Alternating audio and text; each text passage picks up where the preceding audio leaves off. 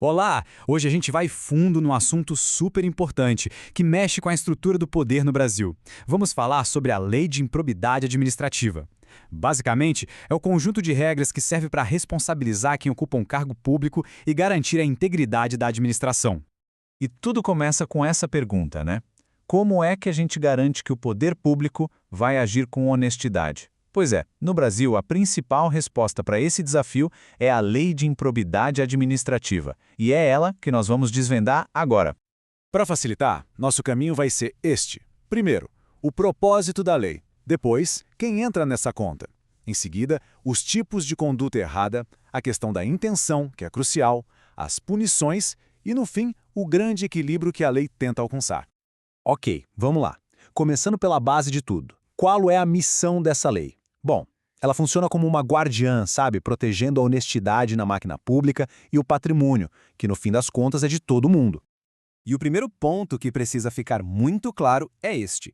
Improbidade administrativa não é crime, no sentido penal da palavra. É um ilícito civil. O próprio Supremo Tribunal Federal já chamou de uma ilegalidade qualificada, ou seja, é uma falta grave com foco total em proteger a moralidade e o dinheiro público. E olha que interessante, este gráfico, que é baseado em provas de concursos, nos dá um mapa de onde as discussões jurídicas mais pegam fogo.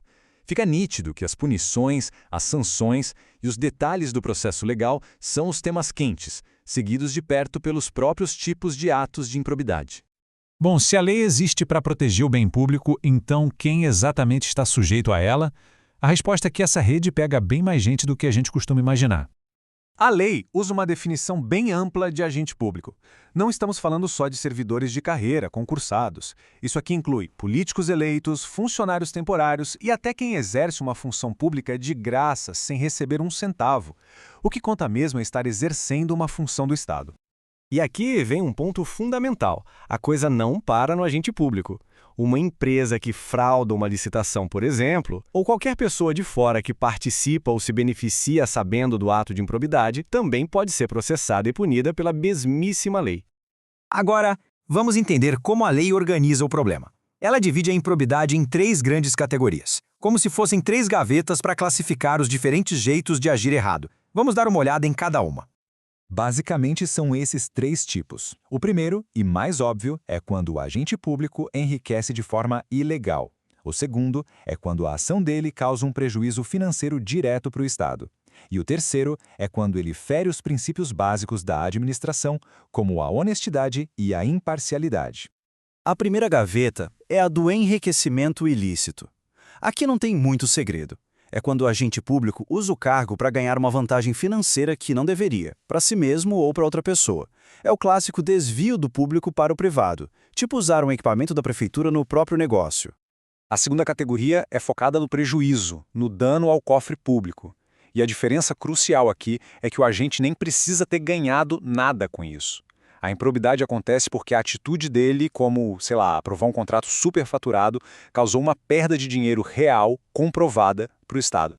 Já a terceira categoria, essa talvez seja a mais importante para manter a confiança no sistema. Ela pune a violação de princípios como a honestidade, a legalidade, a imparcialidade, mesmo que ninguém tenha enriquecido e que não tenha tido prejuízo financeiro. O nepotismo é um exemplo perfeito, porque ele destrói a ideia de que a administração pública tem que ser impessoal. Muito bem, agora a gente chega numa das mudanças mais profundas e, mais polêmicas da história dessa lei. Ela aconteceu em 2021 e basicamente redefiniu o que é preciso para um ato ser considerado improbidade. E a virada de chave foi exatamente essa. A lei deixou de punir a culpa. Antes, um erro grave, uma negligência feia, já podia levar a uma condenação. Depois de 2021, isso mudou radicalmente. Agora, é obrigatório provar que o agente agiu com dolo, ou seja, com a intenção clara de cometer aquela ilegalidade.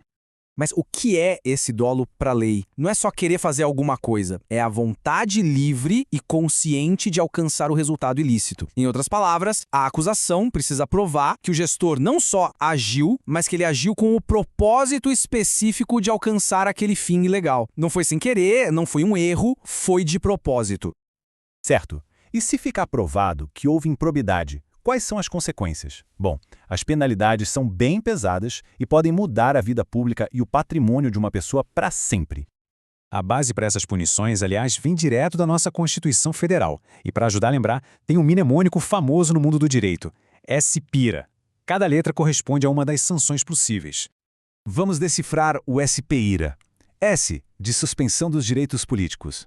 P, de perda da função pública. I, de indisponibilidade dos bens. R, de ressarcimento ao erário, que é devolver o dinheiro. E o A final, para a gente não esquecer que tudo isso acontece sem prejuízo de uma ação penal, caso a conduta também seja crime.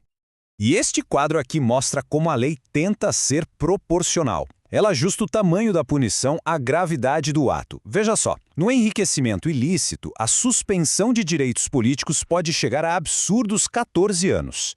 Já na violação de princípios, que é grave, mas não tanto, as penas mais pesadas, como perder o cargo ou os direitos políticos, nem se aplicam. Mas a multa ainda pode ser bem salgada. A mensagem é clara: quanto pior o ato, mais dura a consequência. Para a gente fechar, vamos dar um passo atrás e olhar o quadro completo. O que essa lei, com toda a sua complexidade, busca no final das contas para a administração pública do nosso país? O grande desafio da lei é esse: encontrar um ponto de equilíbrio. Por um lado, ser duríssima com a corrupção intencional, mas, por outro lado, tomar cuidado para não criar o chamado apagão das canetas, um ambiente de medo que paralisa o bom gestor, aquele que fica com receio de tomar decisões por medo de ser processado por um erro que não foi intencional. Então, resumindo os pontos principais que vimos, improbidade é um ilícito civil, não se confunde com crime. A responsabilidade é ampla, pega agentes públicos e até empresas privadas. A prova da intenção, o dolo, virou a regra do jogo depois de 2021. E as punições, como vimos, são seríssimas e podem sim acabar com uma carreira política. E tudo isso nos leva a uma reflexão final, que fica no ar. Onde é que está essa linha de equilíbrio?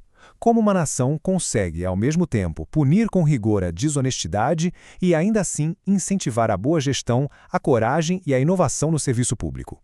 Esse, sem dúvida, é o debate que continua a moldar a busca por um governo mais íntegro e também mais eficiente.